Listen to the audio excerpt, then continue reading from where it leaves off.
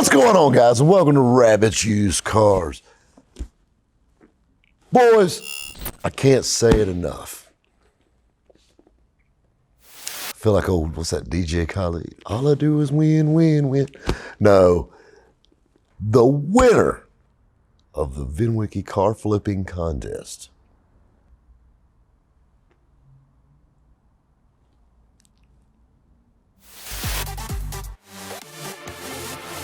So we all put our cars out there for sale, and let's look at who the winners are. In first place was Rabbit. You guys, many of you said that you thought Rob was going to win. He is a legendary car flipper, and he did a brilliant job with his 1992 Pontiac stock car. His profit, the net to charity, was $5,500, which was absolutely incredible. I am so glad we got to raise some good money for the Shriners Hospital. And how about old Doug? Big things do come in small packages. He is kicking ass. That's awesome. Donated, his proceeds of the car to it. That's awesome. Coming in second, but you know what? Doug's a man. And that's kind of where I want to get off at. I want to thank everybody that played and, bid on the car and all that stuff. Humbled that I won. You got to think about it. I mean, got Ed Bolin, John Fakir, whatever his name is, that guy. Got a meal. He's a good looking fella, but he ain't much of a salesman. Rusty Car's headed to Maryland, to his new home. And we're fixing, actually, matter of fact, we got a suspension raised up. We're ready to load this thing up, put it on a hauler. I started getting some messages.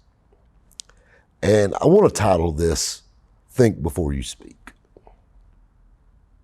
There's a moral to this story, just hold on. We shot a video with this car that I really think helped promote it.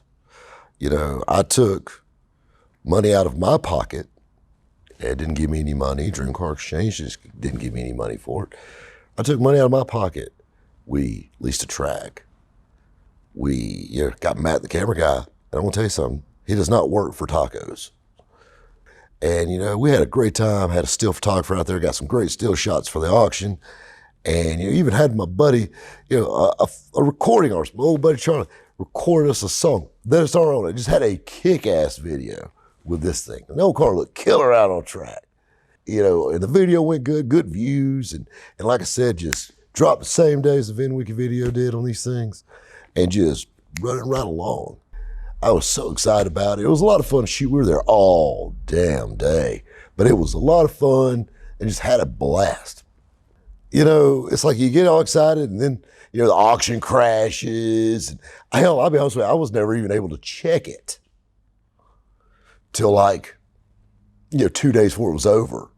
And, I really couldn't see what anybody was doing because every damn time I tried, hell, I couldn't even get logged on. But that being said, you know what? We won. It's exciting. Old Ed shot me a text. I'm like, damn, Ed, who the hell won? He goes, you did. I'm like, you damn right. That's awesome. Raising great money for a great cause. Dream Car Exchange did a phenomenal thing, what they did. A lot of people early on, you read some of the comments in the VinWiki video and my video too, but they said, Rabbit's got this. And then somebody commented, no, this. I don't think you understand. This is what I do to eat. Not just to make YouTube videos. I mean, it's kind of like, getting in a boxing match with Ali and won't know who's going to win. I ain't saying I'm the best, but I ain't no easy win either. Enough of that. We won. Money raised for a great cause.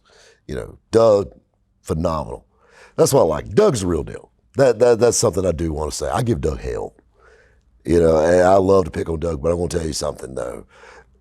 Me and Doug, we pick at each other. That's what guys do. One thing I like about Doug, when I got a Porsche question, he's my first text, my first call. And when Doug's got a hot rod question, older car question, he shoots them to me. That's kind of how we work. He's bought a few cars and picked them up. I've had some questions about some things out his way. He's helping me out with those. And that's how this deal works. But I mean, we talk, we give each other hell, but at the end of the day, we're buddies, and we both respect each other. I respect what he does, he respects what I do, whatnot. And, at the end of the day, I mean, I didn't really get into sales to make friends, but you know, there's always that one guy who wants to run that mouth. And, you know, and I thought everything was going good. And I started getting a couple of messages. Man, there's a guy talking shade on his channel. Said you sped the Rusty film up. So I watched it, you know. And obviously, if you guys speed up or slow down a video, I'll give you a perfect example. Watch Rob Pitt's most recent video of his NASCAR going around an oval. He's clearly turned on the fast forward. of course, who is it? It's old Casey. Old bottom of the list, Casey. Participation award. Anyway, he was talking about the 300-mile-an-hour supercar. Don't even know what it is. Really don't give a shit. And then he had he says, kind of like that old Rabbit video with the old Rusty car they sped up. Hey, Casey, free lunch push. This is a message for you from myself, Dolph Lundgren. Rabbit will break you. First, think before you speak. What's it say here? The Genius Garage. Don't really know what that is. I got to tell you a little story. And the first one's going to come to you. We took this car out to the Greenville Pickens Speedway. Google it, kids. It is a half-mile oval. It's a NASCAR sanctioned track. The very first televised NASCAR race was shot there in 1979. It is a NASCAR sanctioned half-mile, God bless America, oval. And ever since the word. Matter of fact, maybe not this one in particular, but a Rusty Wallace #2 Pontiac Miller Genuine Draft car probably went around that track testing because that was one of the only short tracks they could actually test at back in the day. While we were there filming, there was a guy there that was getting a car set up for a really big race they were having the following week. Big $30,000 payout race and a limited late model, which a limited late model is, you know, a couple ranks down from like a stock car, but these things are fast. I mean, they're no slower. They're just kind of a grassroots more than, you know, NASCAR kind of thing. But anyway, they had this limited late model car there. They run these 604 engines, and these things are monsters. And this is a brand new car. You know, first thing I did is tell old Matt, the camera guy, this guy's setting this car, big double stacker trailer, and you can see it in the video in the background. You know, fathead car. You know, just all this set up. And these guys are over here wrenching on this car and adjusting things, heading up on stands. I was like, man, they're talking about it being a brand new car. And they're just, you know, getting it set up for this race. And they said, I said, how much does a car like that cost? Like if I wanted to build a brand new limited late model. I said, about 130 grand. Damn, definitely not a cheap way to race. Them boys got their car out there and it was busting ass. Well, you know, you got to think a half-mile oval, even the straightaways are fairly short. I mean, you got to think straightaways got to be shorter than a quarter mile.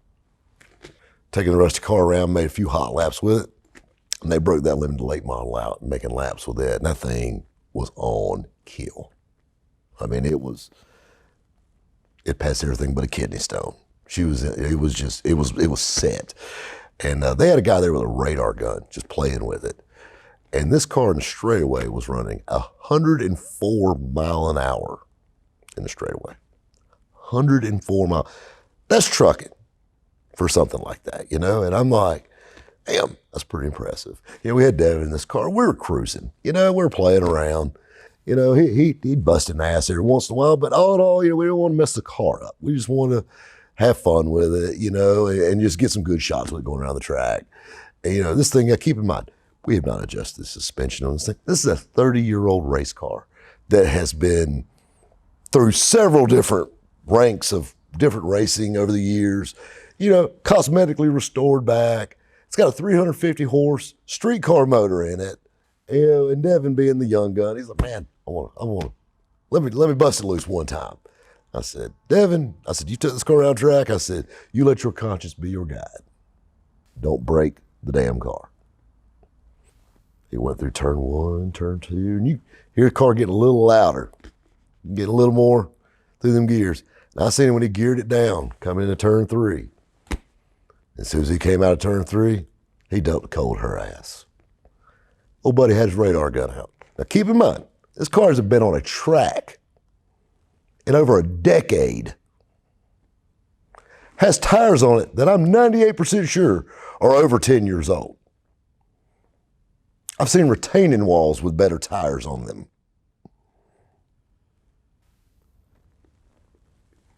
This car ran 74 miles an hour in the streets. That being said, you're like, well, damn, hell, this thing's, 30 miles an hour slower. This is a 30-year-old race car that's not had one wrench put on it, nothing adjusted. We set the height where it looked good, fired it up, and took it out on the track with old tires. I've never had the damn wheels off of this car. I know nothing. I mean, it's a good car, runs straight, transmission shift's good. It'll spin a tire, I know that. But I mean, you know what I'm saying? This old girl did her thing. I mean, even to this day, she'd be running the back of the pack.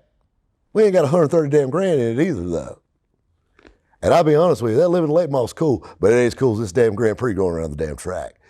This old car, everybody was on their feet when this Summit was going around the track, and that's what I love about it. The car's just got that look. Gets you the heartstrings. This is the heyday of NASCAR. So anyway, so back to it. So I just want to brag on old girl a little bit here. But this is the thing. At the end of the day, why would you say that about a video? Why do you got to say, well, you must have sped that video up or whatever? Well, first of all, you were too chicken shit to race it to begin with. Second, so you're telling me, you're talking trash about a video that we filmed to promote a car for a charity, for a hospital for children. And that's the part that kind of pissed me off. I'm like, really? Understand Genius Garage is cool and all. But I mean, this is the Shriners Hospital for Children. I'll leave that one where it's at. At the end of the day,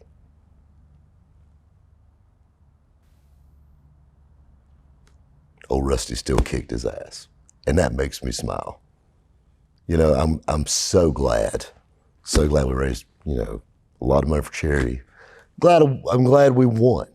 It's pretty bad. The car that he avoided still kicked his ass in the end. Maybe there is such thing as karma. Guys, we'll catch you next time at Rabbit's Used Cars. Tell you what, he wants to act like such a baby. Hell, we'll let my buddy Andrew Dice Clay sing him a nursery rhyme. Casey, my friend Rabbit called and said you needed a nursery rhyme, so I think I can help you out. Hickory dickory dock, Casey loves... What's going on, guys? Can you hear it? He said, no, don't do that. I just needed to hear you. He said, stop. I was born ready. No power, but watching Netflix. What? Netflix? Well, my thing against me is, as I go in the bathroom and I still, knowing I have no power, and I still hit the light switch. All right. Tell you what, we'll keep that generator here. Later, since it's sitting in the shop. You see, Matt, when I go into a competition, I'm kind of like that Russian guy from Rocky IV. You know what I'm saying? I must break you. Have fun, guys.